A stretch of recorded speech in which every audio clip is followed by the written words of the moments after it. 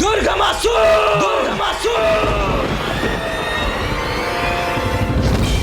भीरू की भांति अपने युद्ध से पलायन कर रहे हो तुम?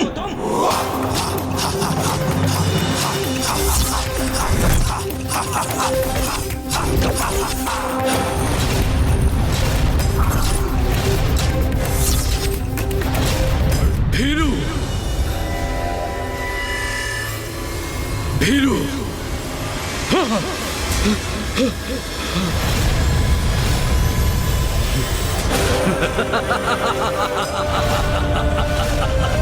भीरू!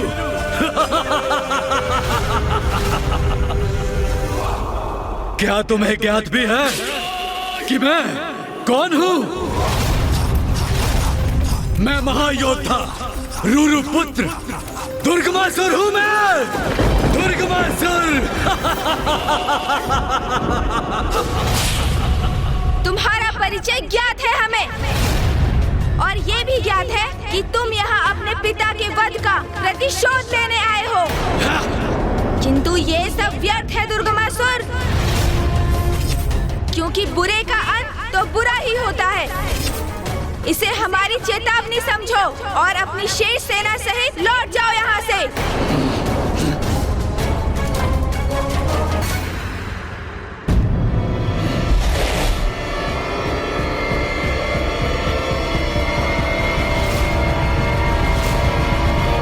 चेतावनी दे रहे हो मुझे?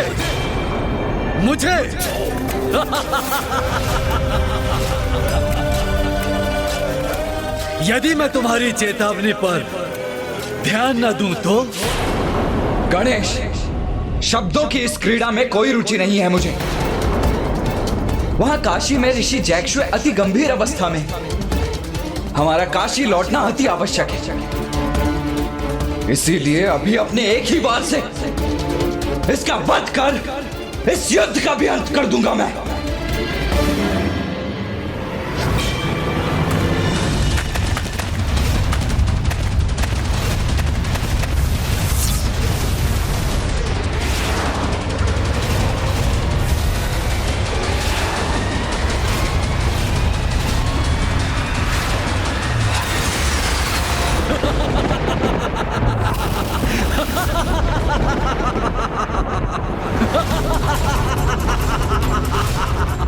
मेरा घातक प्रहार भी इस पर अप्रभावी कैसे?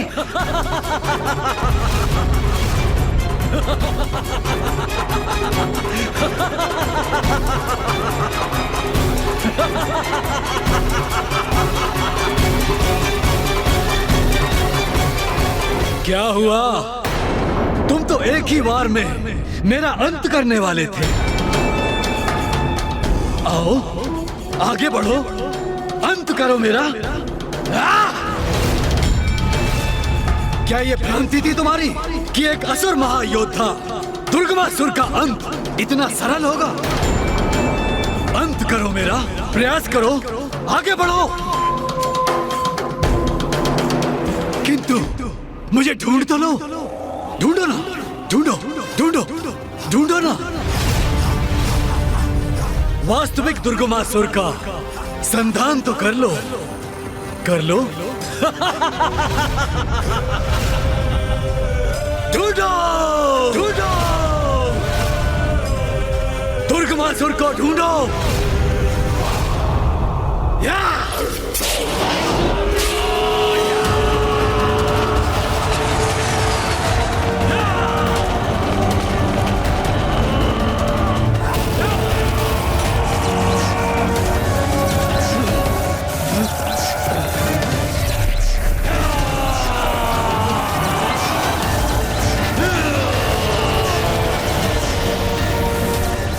ये सभी असुर अचानक दुर्गमासुर में कैसे परिवर्तित हो गए? ये कैसा ब्रह्मजाल उत्पन्न किया है इस दुष्ट दुर्गमासुर ने?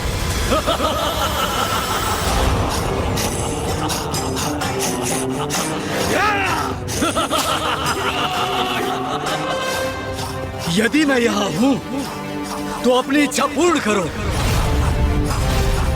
अंत करो मेरा, प्रयास करो। किंतु इन सहस्रों दुर्गमासुर में से मैं कौन हूं, ये तो ढूंढो।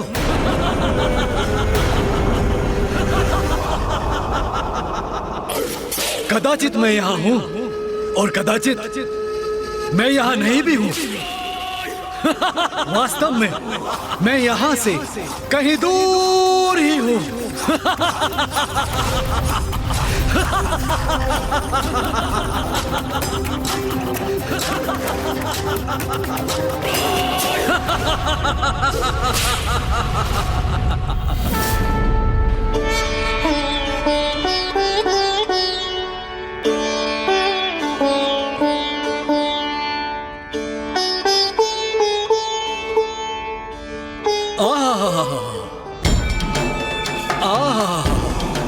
कौन हो तुम और यहाँ क्यों आए हो?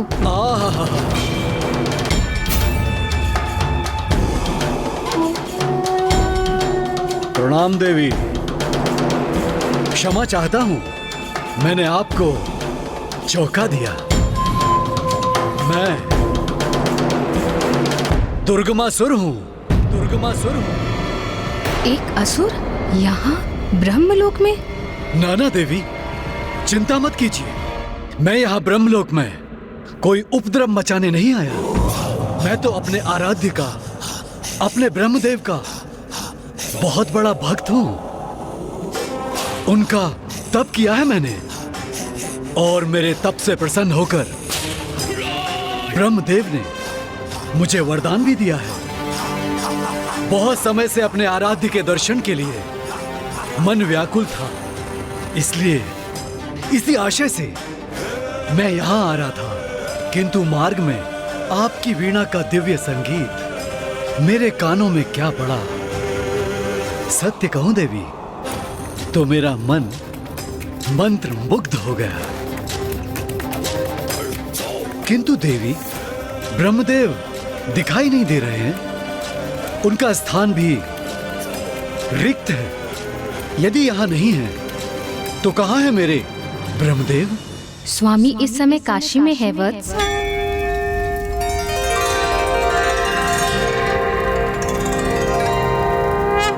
तब तो अभी भी उनके दर्शन का सुख प्राप्त नहीं होगा मुझे। मैं तो उनसे आशीर्वाद प्राप्त करने आया था। प्रभु का आशीर्वाद तो सदैव अपने भक्तों के साथ है पुत्र।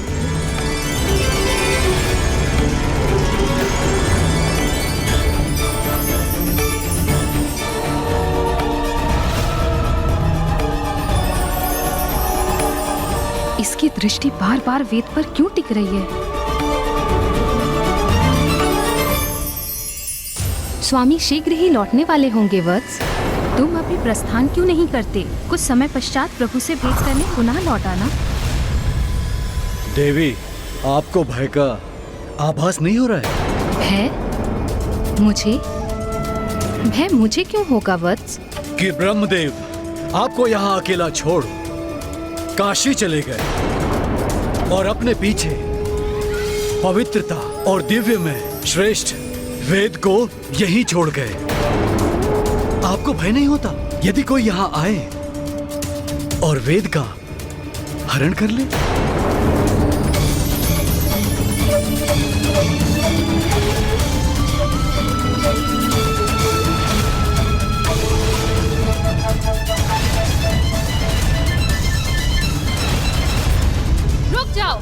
ये तुम क्या कर रहे हो? स्वामी के आसन की ओर क्यों बढ़ रहे हो? देवी, चिंतित ना हो।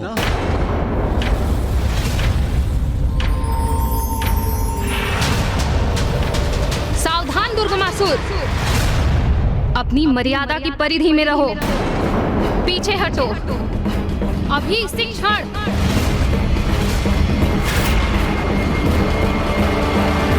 देवी, मैं ब्रह्मदेव का अनन्य भक्त हूँ। मैं तो आप पर उपकार कर रहा हूँ। इन पावन वेद को मैं अपने साथ ले जाऊंगा और स्वयं इनकी रक्षा करूंगा।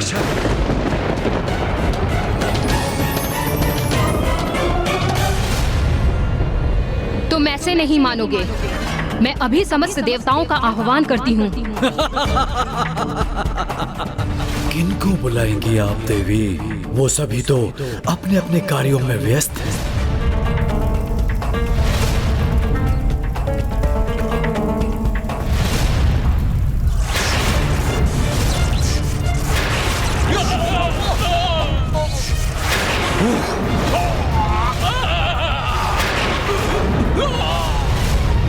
किंतु आप चिंता ना करें देवी, मैं हूं ना आपके सहयोग के लिए।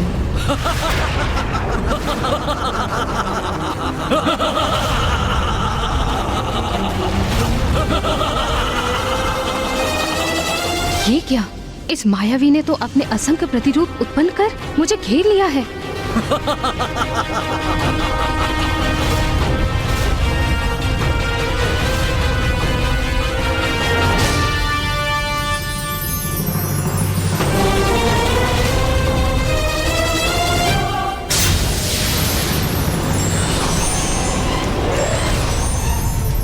अब मैं ही वेद का स्वामी हूँ और ब्रह्मदेव कहलाने का अधिकारी भी मैं ही हूँ।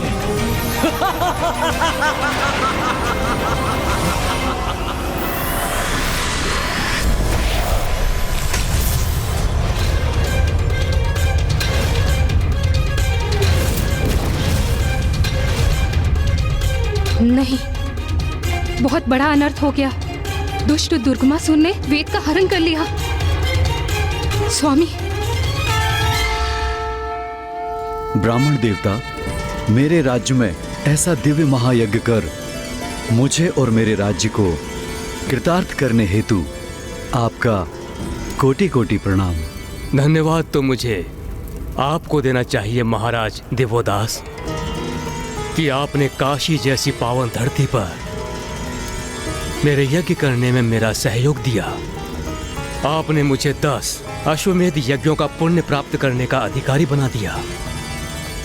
मैं इस पवित्र स्थान को आशीष देता हूँ और घोषणा करता हूँ कि आज के उपरांत इस पवित्र स्थान का नाम दशाश्वमेध होगा। दशाश्वमेध होगा। दशाश्वमेध होगा। दशाश्वमेध होगा।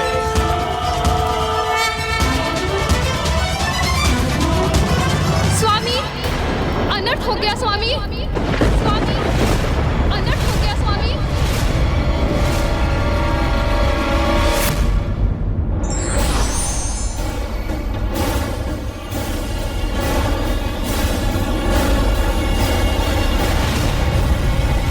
दुष्ट दुर्गमासुर यहाँ से वेद का हरण कर उन्हें अपने साथ ले गया स्वामी।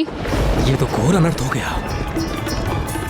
देवी देवताओं और धर्म की शक्तियां, वेद लुप्त हो गए तो यज्ञ नहीं होंगे। यज्ञ नहीं होंगे तो भविष्य नहीं होगा।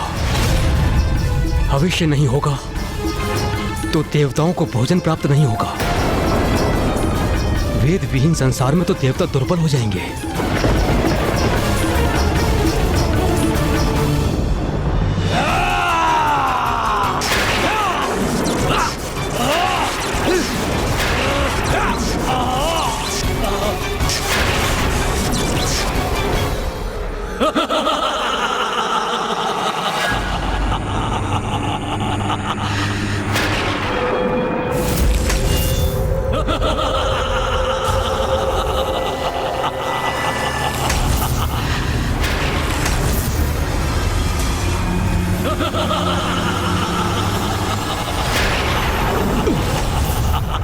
क्या हुआ इंद्रदेव? आप आहत तो नहीं हुए ना? गणेश जी, मुझे ज्ञात नहीं, अचानक से मुझे कुछ दुर्बलता का आभास हो रहा है। ये सब क्या हो रहा है यहाँ? ऐसे ज्ञात पड़ता है जैसे हमारी शक्ति क्षीण पड़ती जा रही है, जैसे हम अपनी शक्तियों से रिक्त होते जा रहे हैं।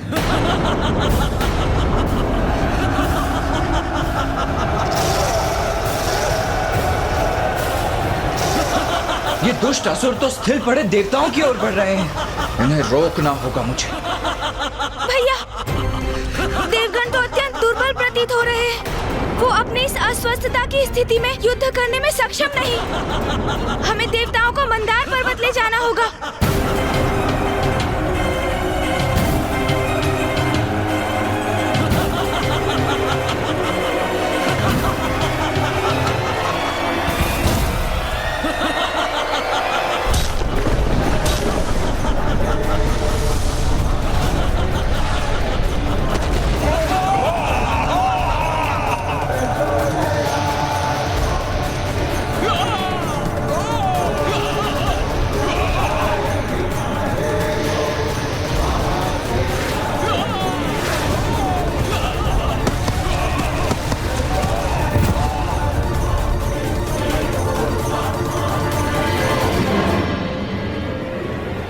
वास्तविक दुर्गमासुर कहाँ है? भैया, यहाँ जो भी हुआ वो दुर्गमासुर की योजना अनुसार ही हुआ। वो हमें यहाँ उलझा कर रखना चाहता था, इसलिए उसने इन सभी असुरों को अपना रूप दिया था, जिससे हम उसे ढूंढने और उसका वध करने हेतु इन सभी से युद्ध करते रहे। किंतु इस समुची अवधि में वो स्वयं उपस्थित नहीं था यहाँ। तुम सर्वथा उचित कह रहे हो गणेश। ये सब तो दुर्गमासुर का छल ही था। किंतु यदि वो स्वर्ग पर अपना अधिकार स्थापित नहीं करना चाहता था, तो वो यहाँ आया ही क्यों था? वो चाहता क्या था? कुछ ऐसा जो स्वर्ग से भी अधिक महत्वपूर्ण है। हाँ, स्वर्ग से भी अधिक महिमामयी है भैया।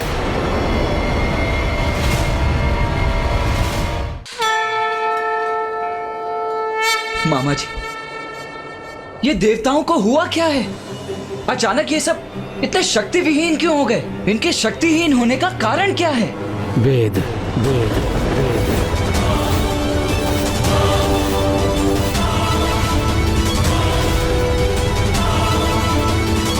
जब मैं काशी में अपने महायज्ञ में व्यस्त था तो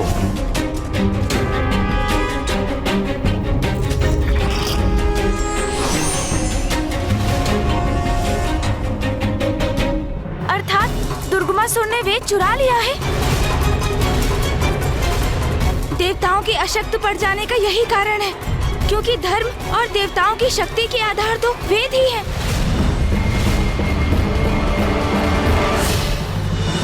तुम उचित कह रहे हो गणेश। वास्तव में दुर्गमासुर तो स्वर्ग में कभी था ही नहीं। वो हमें युद्ध में उलझाकर स्वयं ब्रह्मलोक चला गया। हाँ भैया, बहुत धूर्त और कपटी असुर है ये दुर्गमासुर। भैया, हमें उसे शीघ्र ढूंढकर वेद को उनके उचित स्थान पर लौटाना होगा और उस दुष्ट दुर्गमासुर का अंत करना होगा। पुत्र गणेश, पुत्र कार्तिकेय, दुर्गमासुर का अंत इतना सहज नहीं। सहज नहीं है उसका अंत? किंतु क्यों फूफा जी?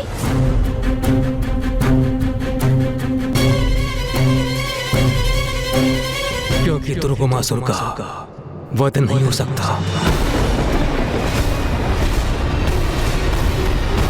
क्योंकि उसे मेरा वरदान प्राप्त है।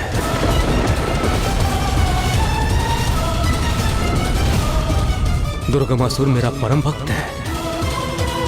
उसने मेरी कठोर तपस्या कर मेरे दर्शन प्राप्त किए हैं। आंखें खोलो वत्स। प्रणाम प्रभु। मैं तुम्हारी तपस्या से प्रसन्न हुआ। कहो, क्या वरदान चाहते हो? ब्रह्मदेव, आप मुझे अमृत का वरदान तो नहीं देंगे, ये ज्ञात है मुझे।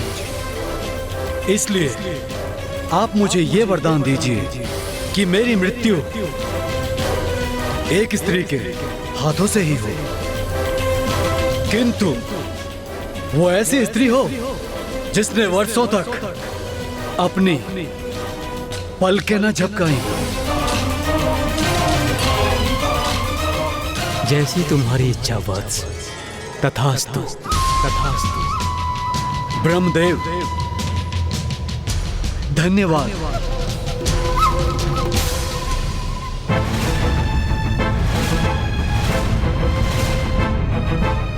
ये कैसा वरदान मांग लिया दुर्गमासुर ने? एक ऐसी स्त्री जिसने कभी अपनी पलकें तक ना झपकाई हो। किंतु ये संभव कैसे है? एक ऐसी स्त्री जो अपनी पलकें ना झपकाए, ऐसी स्त्री की कल्पना और अस्तित्व तो असंभव है। ऐसी एक स्त्री है।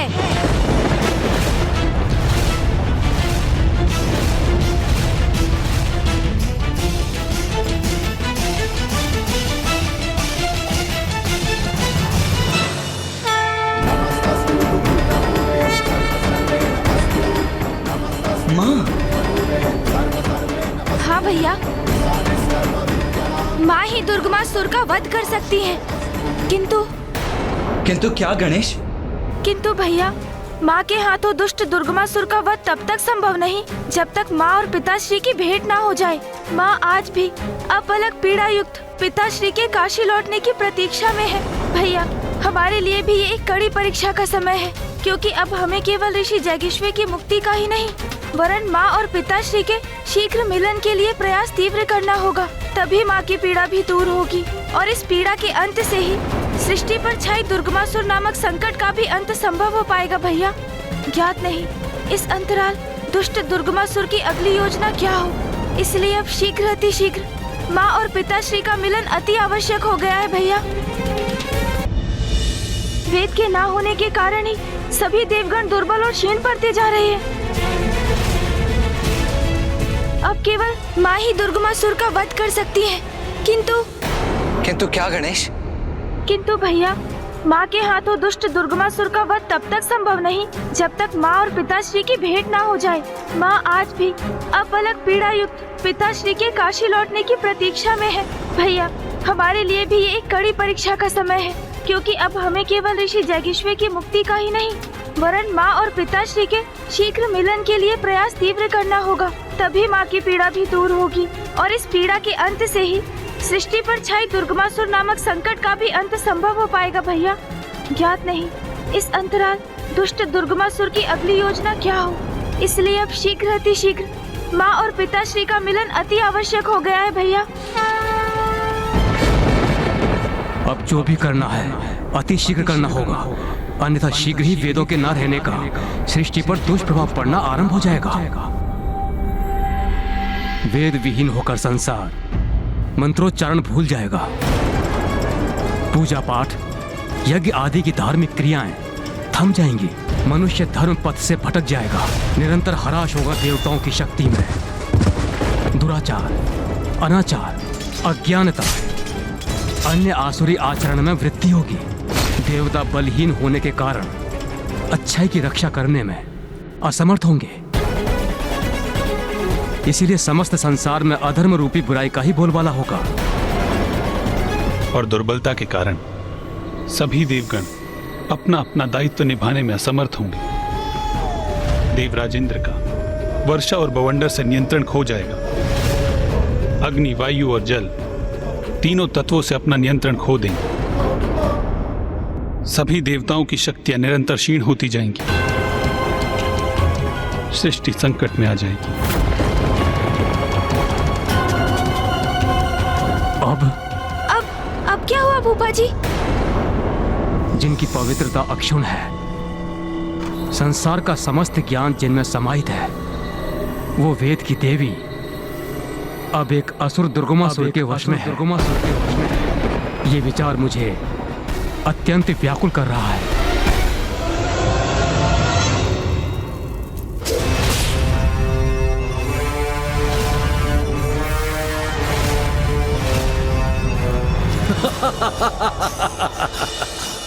दुर्गमासुर की युक्ति का तोड़ निकालना अत्यंत दुर्गम है, क्योंकि ज्ञान की सरिता और वेद की देवी पर अब मेरा अधिकार है, दुर्गमासुर का अधिकार है।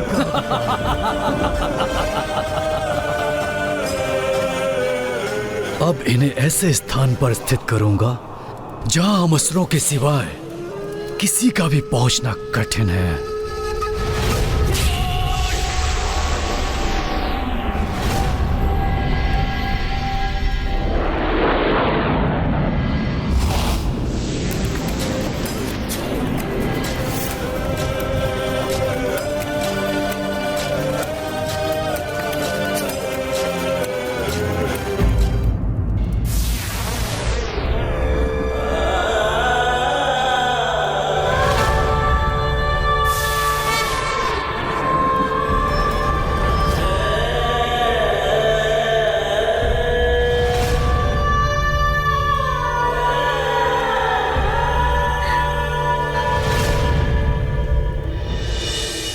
फूफा जी, आपके समान मैं भी चिंतित और व्यथित हूँ। वेद माता का हरण कर ले गया दुष्ट दुर्गमासुर। इसकी तो कल्पना भी हमारे लिए अपार वेदना का कारण है। किंतु मुझे ये भी ज्ञात है कि वेद की उत्पत्ति भी तो माँ आदि शक्ति से ही हुई है। माँ ने तो स्वयं इसकी चर्चा मुझसे की थी कि प्रत्येक दिवस के भोर में वेद माता माँ के चरणों में अपना मस्तक रख उनका अभिवादन करती है, जिसके परिणाम स्वरूप माँ के चरणों का सिंदूर उनके मस्तक पर स्थित हो जाता है।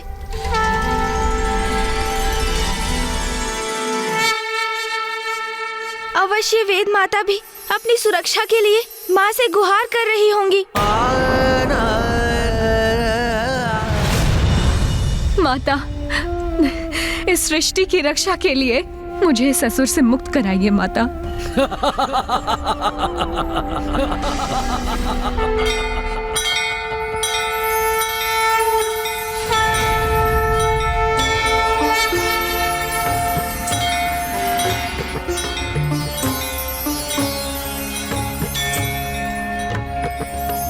ये माँ के मंदिर में कैसी विशेष तैयारियाँ हो रही है मामा जी? क्या होने वाला है वहाँ?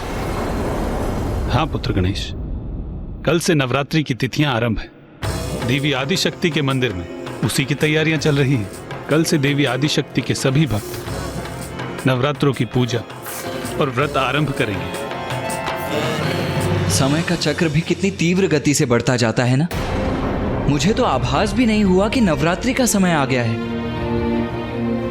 मुझे तो ऐसा प्रतीत हो रहा है कि माँ इन पावन तिथियों की सूचना देकर हमें भी अवश्य हमारे समाधान की ओर प्रेरित कर रही हैं। तुमने उचित कहा कुमार कार्तिकेय। नवरात्रि के व्रत रखने से देवी आदिशक्ति प्रसन्न होकर अपने सभी भक्तों के कष्ट हरती हैं।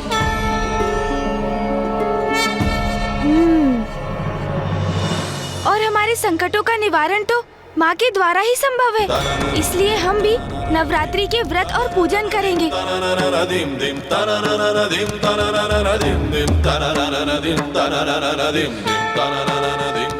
वो दुष्ट दुर्गमासुर वेद माता का हरण कर पवित्र वेदों को अपने साथ ले गया है और फूफा जी के वरदान के कारण एकमात्र माँ ही उस दुष्ट का वध करने में सक्षम है।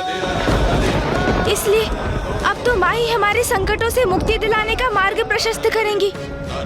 गणेश, तुम उचित कह रहे हो, किंतु उसके पूर्व हमें राजा दिवोदास से पार पाकर पिताश्री को काशी लौटाने का कोई उपाय तो करना होगा ना। तभी तो माँ उस दुर्गमासुर का वध करने के लिए प्रेरित होंगी। दुर्गमासुर का वध तो माँ और पिताश्री के मिलन के पश्चात ही संभव हो सकता है, किंतु माँ की कृपा से मुझे काशी नरेश को उनके राजपद से विभक्त करने का मार्ग सूझ गया है, और जिसके लिए अब हमें अविलंब काशी जाना होगा।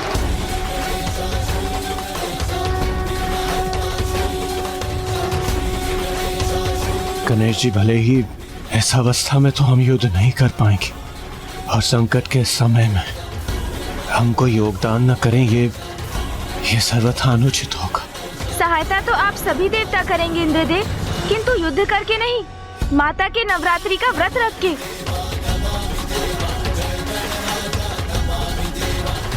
और आप सभी ये व्रत यहाँ मंदार पर्वत पर रहकर ही करेंगे। मैं और भैया काशी जाकर व्रत करेंगे, क्योंकि राजा दिवोदास को बिना आहत किए एवं उन्हें कोई कष्ट पहुंचाए बिना काशी के राजपद को उनसे मुक्त करने का उपाय तो काशी जाकर ही करना होगा हमें।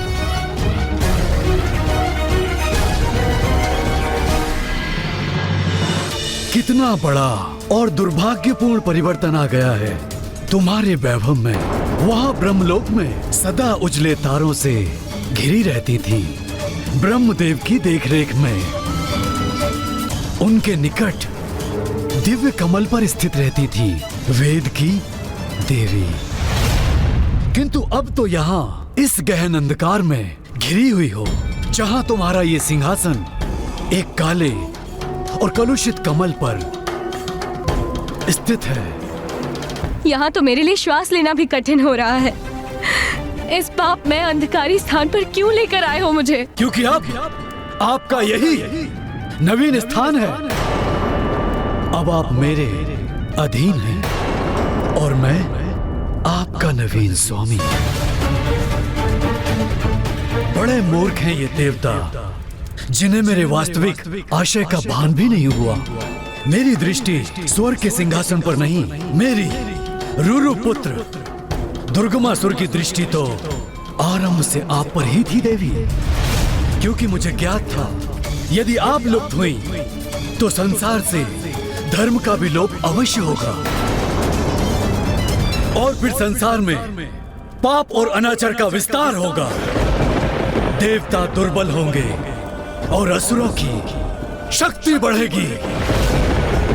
मैं रुरु पुत्र दुर्गमासुर सृष्टि पर अपना एक छत्र राज्य स्थापित करूंगा। इसलिए इस नवीन स्थिति को स्वीकार कीजिए, क्योंकि अब तो सदा आपको इसी एकांत में ही रहना होगा देवी।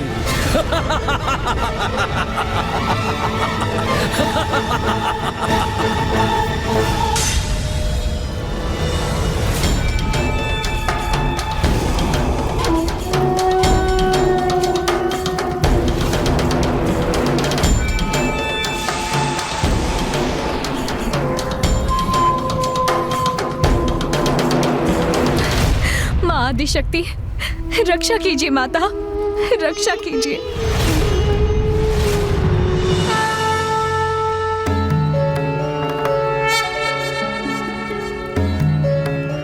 प्रणाम माता। माँ, आपकी अनुमति के बिना तो कुछ भी नहीं होता। ये सभी जो यहाँ घटित हो रहा है, इसमें अवश्य आपकी ही लीला छिपी है माँ। पिताश्री ने काशी का परित्याग किया, उनका अनुसरण करते हुए समस्त देवता भी काशी से प्रस्थान कर गए, किंतु आपके और पिताश्री का वियोग काशी की शोभा और दिव्यता में वृद्धि का कारण बना माँ। क्योंकि अब फूफाजी ब्रह्मदेव, सूर्यदेव और 64 योगिनी माताओं के धाम भी यहाँ स्थापित हो गए हैं, किंतु अब पिताश्री को काशी लौटाने को सुगम बनाने का समय आ गया है माँ। और दुष्ट दुर्गमासुर वेद माता का हरण कर ले गया है। उस दुष्ट दुर्गमासुर का वध कर उससे मुक्त कराने का सामर्थ्य तो एकमात्र आप में ही है माँ। किंतु जब तक पिताश्री नहीं लौटेंगे, आप अपने स्थान से तनिक भी नहीं हटेंगी। इसलिए आप उस दुर्गमासुर का वध कैसे करेंगी माँ? और राजा देवोदास के रहते पिताश्री काशी में कदापि प्रवेश नहीं करेंगे। इसलिए अब हमारे समक्ष एक बहुत बड़ी विडंबना उपस्थित हो गई है माँ। माँ, इस दुविधा का समाधान मेरे पास नहीं, एकमात्र आपके पास है। मेरे पास कुछ है तो वो है मेरी भक्ति। भैया, मैं और समस्त देवता अपनी भक्ति से ही प्रयास करेंगे माँ। हम सभी नवरात्रि के व्रत और पूजन करेंगे और मुझे विश्वास है कि हमारी भक्ति के परिणाम स्वरूप आप हमारा मार्गदर्शन अवश्य करेंगी माँ। हमें उचित समाधान सुझाएंगी आप। इसलिए हमें आशीर्वाद दीजिए माता कि हम ये पूजा और व्रत समर्पण और भक्ति भाव से संपन्न कर सके। हमें आशीर्वाद दीजिए माता। पुत्र गणेश, मेरा आशीर्वाद तो सदैव तुम्हारे साथ है और मुझे ज्ञात है कि अपनी भक्ति और युक्ति से तुम कोई ना कोई मार्ग अवश्य ढूंढ लोगे। प्रणाम माता।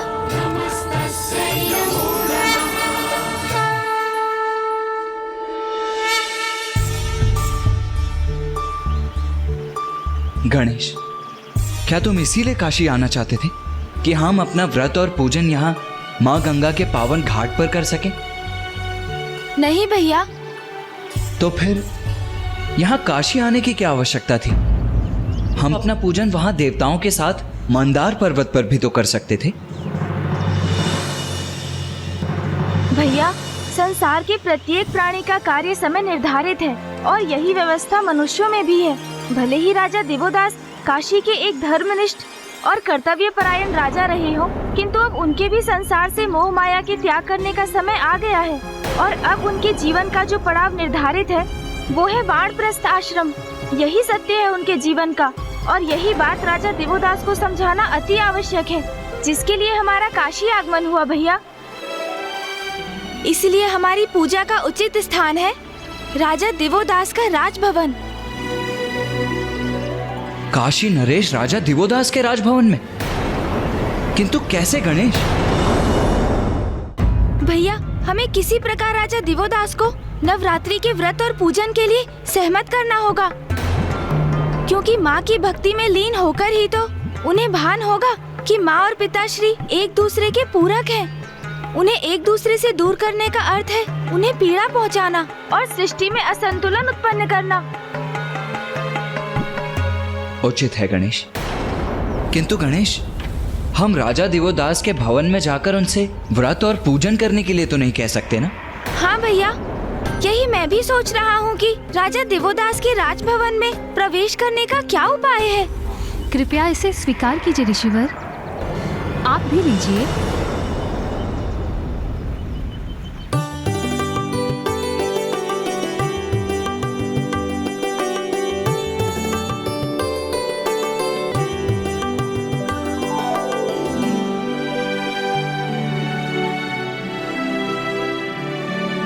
गणेश, वो स्त्री जो वहां दरिद्र ब्राह्मणों को फल और वस्त्र दान कर रही है, वो तो काशी की महारानी प्रतीत हो रही है। आपने उचित समझा कुमार कार्तिकेय, वो स्त्री महारानी सरला ही है, राजा देवोदास की पत्नी। अपने पति के समान वो भी बहुत नेक और धार्मिक स्त्री है। इसलिए यदि आप दोनों राजभवन में प्रवेश करने के इच्छुक हैं, तो महारानी सरला के माध्यम से ये अवश्य संभव है। हमें हमारा मार्गदर्शन करने के लिए आपको कोटि कोटि धन्यवाद माता। मैं आप दोनों की जो भी सहायता कर सकती हूँ वो अवश्य करूँगी। बस आप दोनों किसी भी प्रकार महादेव को काशी लौटाने का मार्ग ढूंढिए। महादेव की अनुपस्थिति में काशी अपूर्ण है और हम सभी नहीं, माँ आदिशक्ति भी अत्यंत व्यथित हैं। हमें सफलता का आशीर्वाद दीजिए माता। कल्याण हो।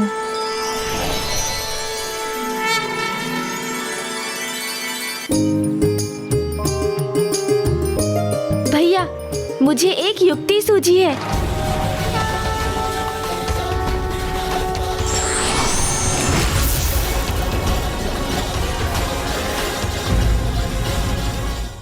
गणेश, ये क्या कर रहे हो तुम? माँ के निर्देश का पालन भैया। बुद्धि और युक्ति का प्रयोग कर रहा हूँ मैं। चलिए, अब आप भी मेरे समान वस्त्र धारण कीजिए।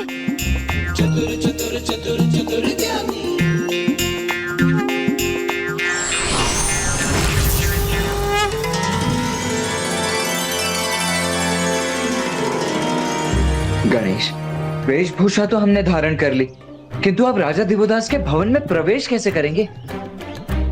मेरे पास उसके लिए एक योजना है भैया, बस आपको उसका अनुसरण करना होगा। तुमने तो मात्र भिन्न वस्त्र धारण किए, भिन्न भेष कहाँ धारण किया है? हो तो तुम अब भी गणेश ही ना? भैया, आप प्रश्न बहुत करते हैं। आपको तो मैं अपने स्वाभाविक रूप में ही दिखाई दूंगा, किंतु अन्य सभी को मैं गणेश नहीं, एक साधारण ब्राह्मण बालक ही प्रतीत होऊंगा। आइए, मैं आपको अभी दिखाता हूँ।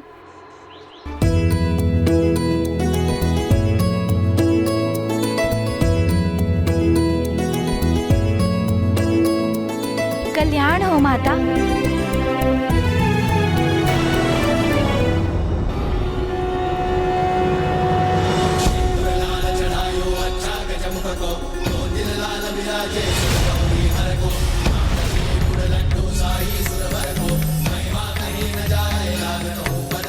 प्रणाम ब्राह्मण देवता। कल्याण हो माता।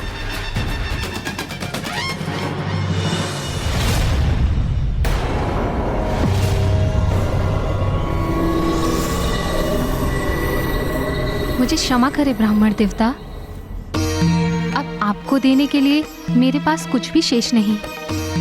माता, हम आपसे यहाँ पर दक्षिणा प्राप्त करने नहीं आए हैं। हम तो बस यहाँ से निकल रहे थे तो हमारी दृष्टि आप पर पड़ी और हमारे मुख से स्वतः आशीर्वचन निकल पड़े। आप तो अति भाग्यशाली है माता। आपकी मनोकामना पूर्ण हो गई है। मनोकामना? कौन सी मनोकामना प्रभु? बाल्यावस्था में नाग कन्या ने ब्रह्मदेव की प्रार्थना की। प्रभु ब्रह्मदेव, मेरे पिताश्री नागराज वासुकी जी मेरा विवाह किसी योग्य नागपुरुष से करवाने के इच्छुक हैं, किंतु मेरी इच्छा है कि जब मैं उचित आयु में पहुंचूं तो मैं किसी ऐसे पुरुष, किसी ऐसे मनुष्य के साथ विवाह करूं जो धर्मनिष्ठ हो और आपका परम भक्त हो। यदि आपके प्रति मेरी भक्ति सत्य है तो मुझे वरदान दीजिए कि मेरी मनोकामना पूर्ण हो।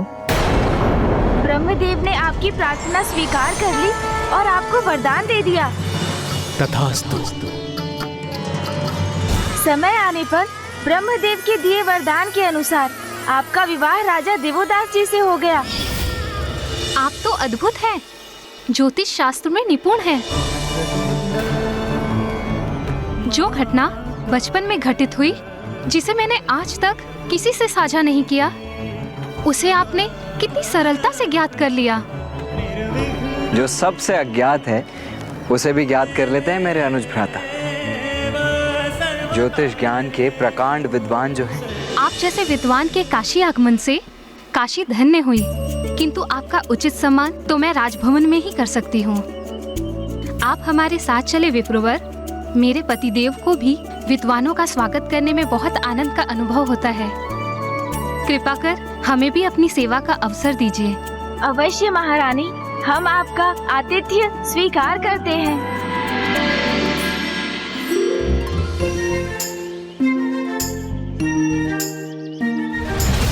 अब मैं राजा देवोदास के समक्ष जो कुछ भी कहने वाला हूँ, वो राजा देवोदास के मन को परिवर्तित कर देगा, और यही परिवर्तन माता और पिताश्री के भेंट का कारण बनकर दुर्गमासुर के अंत का कारण बनेगा।